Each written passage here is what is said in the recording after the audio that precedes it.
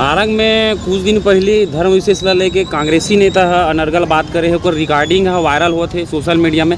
का करूँ बीजेपी वाला मन?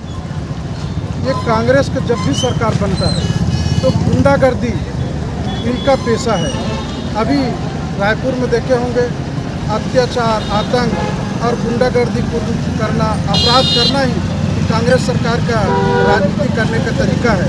अभी जो यहाँ का युवा कांग्रेस का अध्यक्ष है, वो युवा कांग्रेस के अध्यक्ष को जो है यहाँ के मंत्री का उनको संरक्षण प्राप्त है।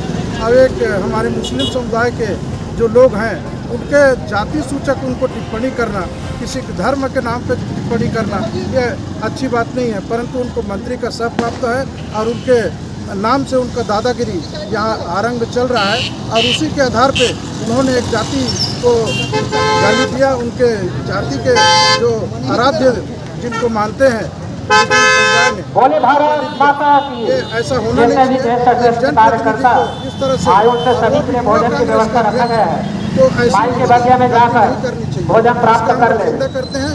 और हम लोग भी उन पर एक आंदोलन करेंगे। हम ये कार्यक्रम अभी परिवर्तन यात्रा का था, हम लोग के जानकारी में है वो कार्यक्रम। यहाँ तो जब से कांग्रेस की सरकार बनी है भ्रष्टाचारी का एक एक खेल उजागर हो रहा है।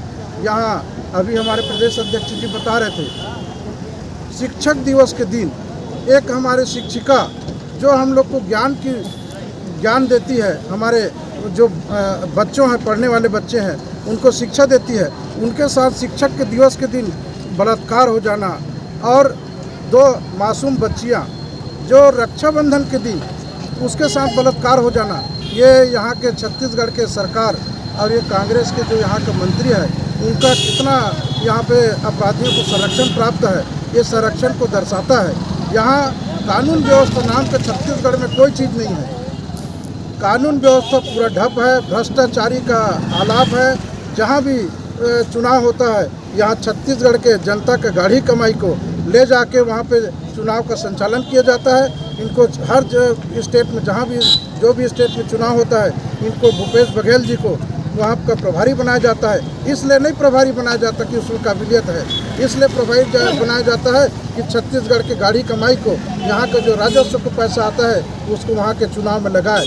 ये जनता देख रही है। आने वाला समय में 2018 में धोखा खा चुके हैं, परंतु इस बार कांग्रेस के जो सरकार है उनका जो जन विरोधी नीति है वो उजागर हो गया है। 2023 में आने वाला नवंबर में ये सरकार को निश्चित रूप से उखाड़ के फेंकेगी और भारतीय जनता पार्टी की सरकार बनेगी। Sir, Bhupesh Baghel model jet खम बनाने की हम क्या बनाए? हमारे बालदास गुरु जी यहाँ पे बोल रहे थे उद्बोधन में, तो हमारे सतनामी समाज के गुरु हैं छत्तीसगढ़ की। ये धरती घासीदास जी की धरती है और भूपेश बघेल जी के बारे में बताए।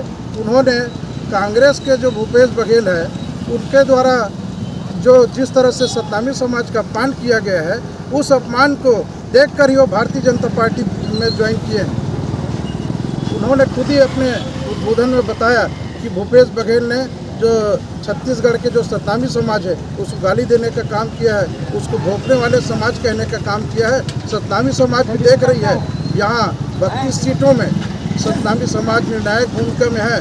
उस 32 सीट के बदौलत ही वहाँ पे कांग्रेस का सरकार बना है। आने वाले समय में उस 32 सीट में भी सतनामी समाज ये कांग्रेस के सरकार को मजा चखाएगी और उसको सत्ता से बाहर करने का काम करेगी। ठीक है, विकास भी रखा है, सत्ता ही तक क्रिमिनल मन के घर लगल पड़ी वही टाइप से का नहीं। ऐसा हम लोग भारतीय जनता पार्टी का जब भी सरकार बनती है कोई द्वेष कार्य नहीं करती, वो जनता के विकास के लिए काम करती है और देश के विकास के लिए काम करती है, किसी को भेदभाव नहीं करती। ये कांग्रेस का काम है कि ये भेदभावपूर्ण रवैया अपनाना।